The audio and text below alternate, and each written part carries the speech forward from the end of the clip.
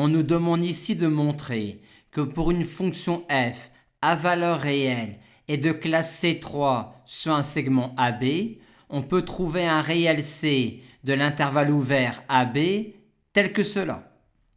On va pour cela classiquement considérer cette fonction auxiliaire-là, où grand A est une constante, telle que phi de B égale 0.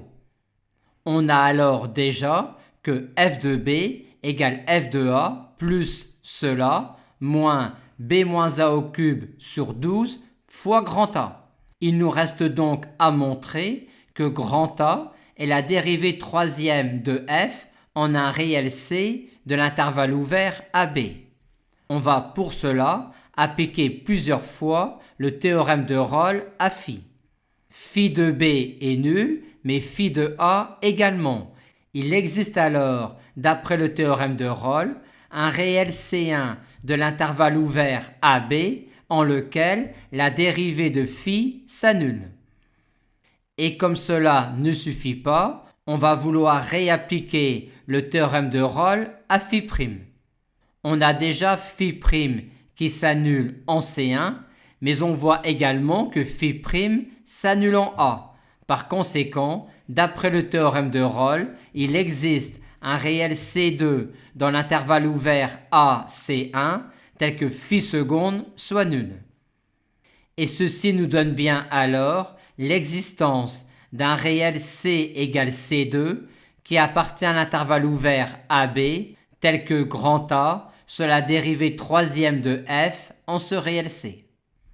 Dans la question 2 maintenant, on considère une fonction petit f à valeur réelle et de classe C2 sur le segment AB et on considère les points xk d'une subdivision régulière du segment AB en n segments et on nous demande de montrer pour chaque cas compris entre 0 et n-1 que l'intégrale de f de xk à xk plus 1 peut s'écrire sous cette forme-là.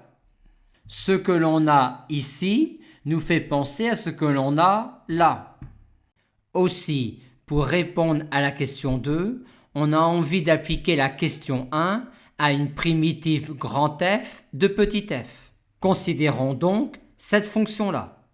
Comme petit f est de classe C2 sur AB, grand F est de classe C3 sur AB. Et si on applique la question 1 avec petit f qui vaut grand F, petit b qui vaut xk plus 1 et petit a qui vaut xk, on obtient cela, ce qui est exactement ce que l'on nous demande. Dans la question 2, on a considéré l'intégrale de petit f de xk à xk plus 1. Et on a également considéré cette quantité-là qui n'est rien d'autre que l'aire de ce trapèze-là. Puisque l'on a ici f de xk, ici f de xk plus 1 et ici b moins a sur 2n qui est xk plus 1 moins xk. Et on a donc dans la question 2 petit a déterminé une expression de l'erreur que l'on commet en approximant l'intégrale de f sur xk plus 1 par l'aire du trapèze qui est ici. Pour la question 2 petit b, on nous parle de la norme infinie de f seconde et elle existe puisque f seconde est continue sur le segment AB.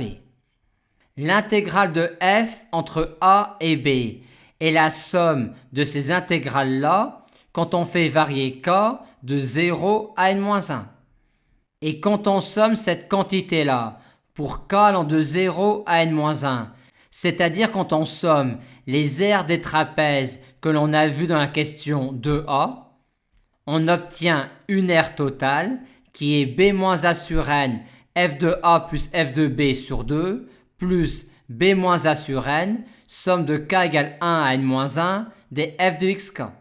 Et ceci s'obtient en effectuant un changement d'indice dans la somme de k égale 0 à n-1 des f de xk plus 1. Cette quantité-là est donc la somme de k égale 0 à n-1 du bleu moins le vert, qui est aussi la somme de k égale 0 à n-1 de cette quantité-là.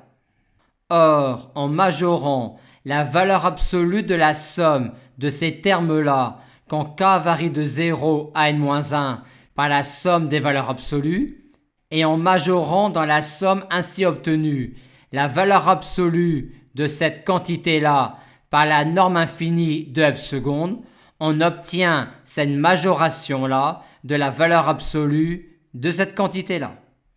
Et on obtient ainsi une majoration de l'erreur que l'on commet quand on approxime l'aire sous la courbe entre A et B par la somme des aires des trapèzes.